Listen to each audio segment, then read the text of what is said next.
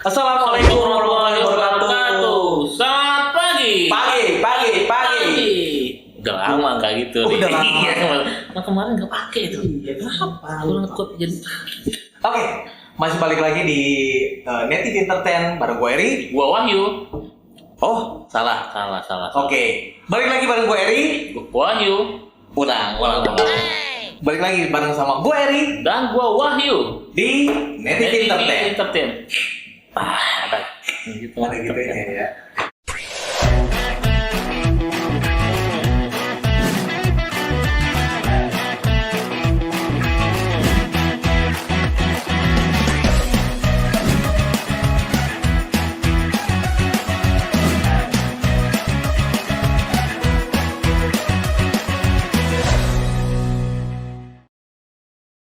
Oke, apa kabar sobat-sobat TV? Tentunya dalam keadaan sehat walafiat dan selalu berkelimpahan ya. Amin. Amin. Dan jangan lupa berbahagia, Ceria, fun, ceria, happy.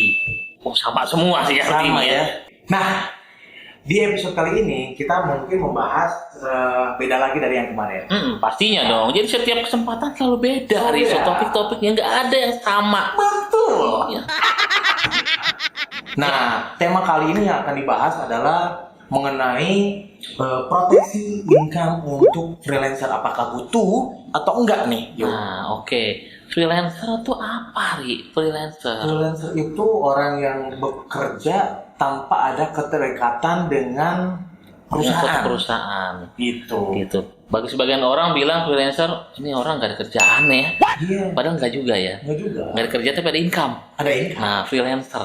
Jadi benar-benar dia tidak terikat perusahaan, tidak terikat waktu, tidak terikat tempat juga kadang-kadang. Iya, benar. Kadang-kadang mah di rumah aja. Kerjanya online. Iya. Karena Gitu ya. banyak. Banyak banget.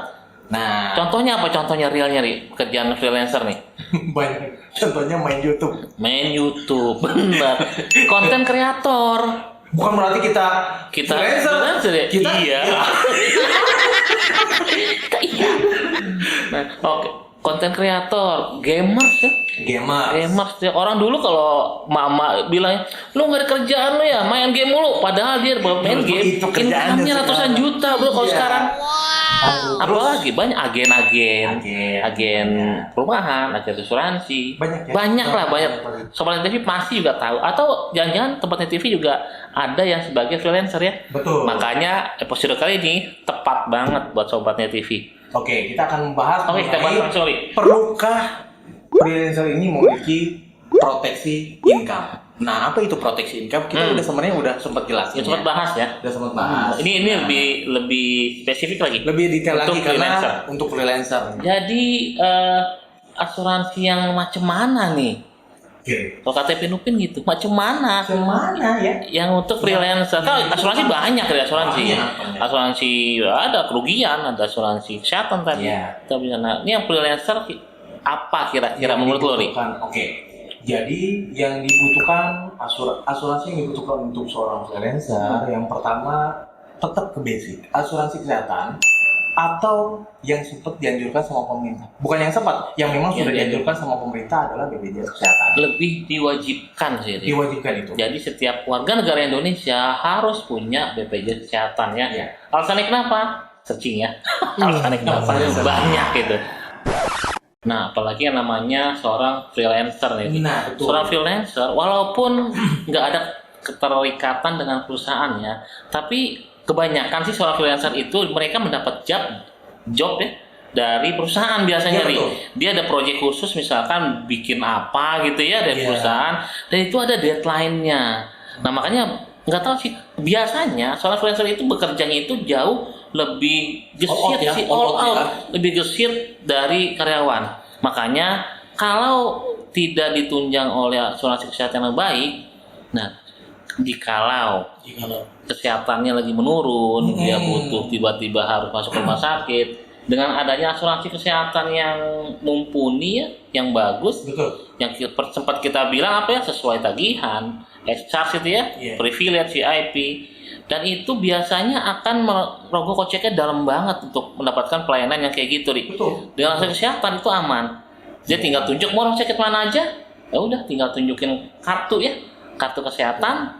Nah itu udah mendapatkan pelayanan medis yang baik. Nah, itu adalah poin pertama yang dibutuhkan, asuransi yang dibutuhkan oleh seorang freelancer. Iya, Oke. benar. Urutan kedua yuk. Nah urutan kedua ini Asuransi apa nih? tinggalin nggak bukan sih. Itu asuransi sakit kritis sama asuransi jiwa. Oke. Kenapa sih nggak cukup asuransi kesehatan doang, Ri? Masalahnya itu kan? Ya, karena yang namanya freelancer tadi kita ngomong ya Yu, ya. Hasil penghasilannya kan memang tidak tetap. Iya. Jadi kita harus meminimalisir resiko. Nah, Iya. caranya adalah memiliki asuransi jiwa atau asuransi penyakit kritis juga. Karena kan patokannya kita itu kan harus mengamankan aset sebelum sesuatu terjadi sama diri kita. Oh iya dong, benar Gitu. dong. Kalau udah terjadi udah nggak bisa. Betul. Iya. Tadi kan udah ada tuh ya jenis asuransinya tuh, asuransi kesehatan, asuransi sakit Jiwa. kritis sama jiwa. Dan terus ada lagi nih yang ketiga nih, Ri. Apa tuh? Asuransi kendaraan juga jangan lupa nih sobat nih. Ya, Kenapa kendaraan, Ri? karena kan gini. Benar. Jadi untuk freelancer kan biasanya pekerjaannya berpindah-pindah dari tempat yang satu ke tempat yang lain. Ya, apalagi jika pekerjaan itu kan harus bepergian jauh. Nah, maka dibutuhkan juga asuransi kendaraan untuk memproteksi.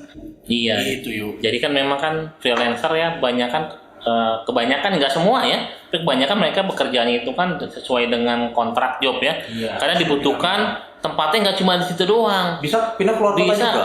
mobilitasnya itu lebih tinggi biasanya dibandingkan dengan karyawan. Nah, dan karena mereka menggunakan kendaraan, ya amit-amit sih ya kejadian misalkan nyenggol mobil orang Betul. atau malah nyenggol pagar gitu ya. Atau bahkan gini yuk, kadang-kadang kita udah berkendara ya, saat kita berkendara kan kita udah memposisikan kita udah hati-hati. Kita udah hati. Nah, tapi pengendara kan- lain. Nah itu Kena. kadang-kadang di kiri, di kanan, di Gitu depan, ya. di belakang itu nggak hati-hati. Bukan karena nggak mau hati-hati, tapi mungkin karena satu dan lain hal, bisa karena ngantuk atau dan yang lain sebagainya. Oke, jadi asuransi kendaraan ini tidak mencegah kejadian kecelakaan lalu lintas atau misalkan kondisinya tidak enak tadi ya, Iya. tapi mencegah kehilangan keuangan akibat kecelakaan tadi. Nah, gitu kan lumayan loh. Betul. Itu satu panel kalau ngecat itu bisa berapa juta nih sobat nih. Iya. Tapi kalau sekarang ya masih 300.000 deh untuk klaimnya per kejadian ya. Kalau nggak salah nih terakhir, nggak tahu ya kondisi sekarang ya, karena tiap-tiap itu beda-beda. Gitu. Nah itu Ri jadinya Ri. Nah, selain asuransi kesehatan, asuransi kendaraan tadi, ini yang paling penting. Ini adalah pelengkap dari asuransi kesehatan. Iya benar. Pelengkap asuransi kendaraan. Iya. Nah, Sobat Net TV harus memastikan juga bahwa Sobat Net TV sudah memiliki asuransi kecelakaan. Oh iya. Kalau di asuransi itu namanya personal accident nih sobat. Iya, betul. Yaitu personal accident apa sih? Itu asuransi kalau kejadian kecelakaan itu ada santunan jiwanya sama santunan rumah sakit biasanya ada cash fund. Iya. Itu ya. Jadi selain asuransi kendaraan, kita juga harus melengkapi. Ya, ini pelengkap ya. Harus melengkapi juga dengan asuransi kecelakaan. Oke, selanjutnya yuk. Ah gitu. Tadi kan udah disebut jenis-jenis asuransinya ya, sobat ya. Nah dari mulai asuransi kesehatan, ada asuransi sakit kritis, jiwa, asuransi kendaraan, sama personal accident atau PA ya. Betul. Nah besarnya berapa nih? Kan setiap orang kan beda-beda kebutuhan asuransinya ya. Nah kalau untuk masalah besarnya, kami nggak bisa ngasih ini harus sekian jumlahnya. Betul. Itu disesuaikan dengan kondisi lifestyle Sobat Net TV ya. Yeah. Nah, untuk lebih fixnya lagi nih Ri, itu Sobat Net TV bisa konsultasikan ke financial advisor-nya Sobat Net TV nih. Betul. Atau kalau misalkan mau nanya ke kami juga boleh ya. DM aja langsung DM aja langsung gitu ya. di Atau IG-nya nanti ya. Ya, Di IG IG-nya. tolong dong kami dibuatkan kayak gini contohnya. Oh boleh, nanti kami bantu ya untuk mencarikan yang terbaik buat Sobat Net Betul. TV. Kayak gitu Ri Betul. jadinya. Oke, kita ada start ngomong sedikit ya. Iya. Oke. Nah, yuk. Tapi selain itu Nah, kita juga perlu ya yang namanya ngomong bayar tadi kan otomatis kalau misalkan kita memang si freelancer itu sudah memiliki asuransi, berarti ada yang harus dialokasikan per Nah. bulannya yuk. Jadi kan jenisnya kita udah tahu. Ya, Bayarnya gimana ya, Ri? itu Ya dia. kalau karyawan asuransinya kan udah dipotong dari gaji Betul. bulanan ya, atau bonus tahunan apalah gitu, pokoknya ada yang dipotong lah dari Yang jelas perusahaan. bulannya pasti di cover ya. Ada sama di karyawan. cover. Nah kalau freelancer gimana Ri bayarnya? Nah, ini adalah beberapa tips untuk mengatur keuangan khususnya para freelancer. Oke. Nah, yang pertama adalah freelancer atau sobat Net TV, pastikan selalu menyisihkan pendapatan sebagai biaya darurat untuk biaya darurat. Menyisihkan. Jadi anggaplah misalkan tadi biaya hidup itu 10 juta anggaplah ya. Oke. Anggap 10 juta per bulan. Nah, sisihkan kurang lebih sekitar 10-20% yuk. Oke. Biaya darurat ya. Biaya Dan darurat. pastikan gini, cara nyisihinnya gini. Kadang orang tuh kalau nyisihin itu namanya biaya darurat itu atau asuransi ya, itu di pos terakhir setelah makan, kandang pangan papan tuh ya, Iya. cicilan, entertain, begitu mau bayar asuransi darurat, ya udah habis. Nah, Berarti jangan pakai keranjang basic tadi ya. makanya kita harus yang duluan dulu. Pertama kali begitu dapat pendapatan nih, itu langsung sisihkan untuk dana darurat atau asuransi. Yang pertama kali. Baru kebutuhan yang lain-lainnya. Kalau kayak gitu pasti akan teralokasi tuh, Ri. Ya. Betul. Nah, yang kedua, Hmm. sobat-sobatnya TV pinter-pinter memilih project freelance. Nah, kenapa harus memilih? Kenapa harus pinter-pinter milih project freelance yuk? Ya karena kan income-nya kan dari situ, Ri. Betul. Kalau oke lah kita mungkin untuk awal-awal freelancer ya, awal-awal banget yang masih mencari brand image sendiri ya. Ya. Nah itu semua project disikat ya. Tapi kalau udah stabil lah kita harus pilih-pilih yang menguntungkan dengan mengeluarkan effort yang lebih minimal, itu yang dipilih. Betul. Benar gak sih? Betul. Dan ini berpengaruh juga dari jangka waktunya juga. Termasuk adalah soal stabil atau enggaknya keuangan yang setiap bulannya dialokasikan untuk beberapa kebutuhan tadi. Iya benar. Jangan sampai udah kerja ternyata kok kurang nih. Nah, ada minusnya. Ada ya. minusnya. Oke, itu yang harus diperhatikan. Oke. Terus tahapan yang ketiga adalah tips yang ketiga adalah selalu berhemat. Iya. Kenapa dituntut harus berhemat yuk? Ya hemat dalam artian sebenarnya gini, bukan hemat kita nggak ngeluarin sama sekali atau enggak ya. Tapi hemat tuh kita memang benar-benar yang dikeluarin itu memang untuk yang butuh.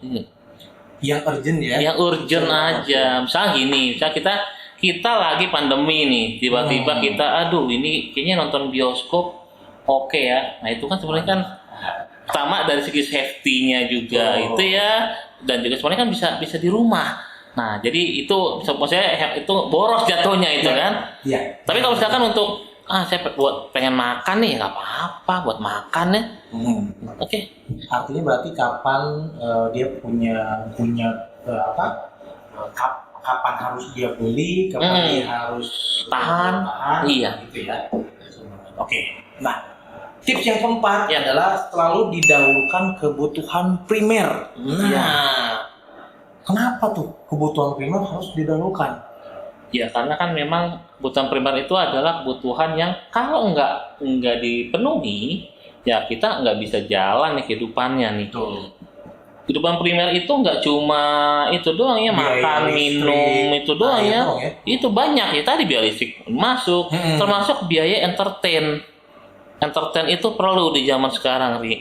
Tapi biayanya itu kita harus lihat. Kayak tadi contoh yang tadi nonton ya. Nah, misalnya kita nggak harus keluar rumah kok. Kalau mau itu kan bisa banyak provider tontonan digital yang murah banget. Nah, jadi kita bisa atur-atur lah. Nah, itu macam-macam ya, dan setiap orang mempunyai kebutuhan primer yang beda-beda. Ya, jadi Setuju nggak nih? setuju. Jadi yuk kalau misalkan garis besarnya adalah menjadi konsumtif itu sebenarnya pilihan masing-masing. Tapi jika teman-teman berprofesi sebagai freelancer, teman-teman harus pintar-pintar alokasi. Alokasi, iya. Sesuaikan dengan yang memang akan menghasilkan. Contoh kayak gini contohnya. Misalkan freelancernya itu seorang desain grafis misalkan. Nah, desain grafis itu kan perlu kebutuhan macam-macam. Contoh nih software ya.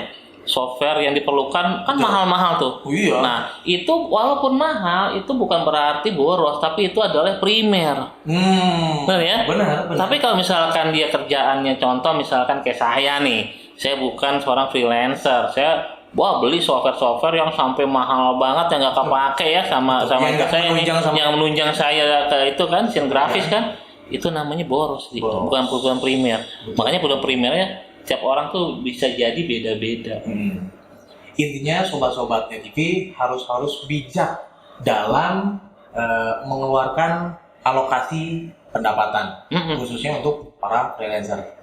Nah, jadi kurang lebih itu yang bisa kita sampaikan untuk episode kali ini yuk. Oke, iya, maunya sih lebih banyak ya. Cuma lebih banyak. Ya waktu ya Sobat Net TV ya. Betul. Jadi bagi Sobat Net TV yang mau tahu tentang detail apa nih ya, sesuatu temanya, nah komennya jangan lupa komen ke kami, jangan lupa DM juga. Bisa ke DM, banyak colek kami di medsos apa, nanti cari Net TV Entertain. Dan jangan lupa yang paling penting adalah subscribe agar konten yang kami tampilkan itu semakin bekerja, semakin berkembang ya, dan semakin bagus juga untuk kami bisa membagikan yang jauh-jauh lebih baik untuk para Sobat Net TV. Belum lagi sebelum itu kan harus di like juga, di share juga, jangan lupa di komen. Gitu. Mungkin itu aja kali yuk untuk kesempatan kali ini. Sampai ketemu di episode selanjutnya. Oke, gue Eri pamit. Gue Wahyu. Salam duit, doa, usaha, iman, dan tawakal. Wassalamualaikum warahmatullahi wabarakatuh. Bye.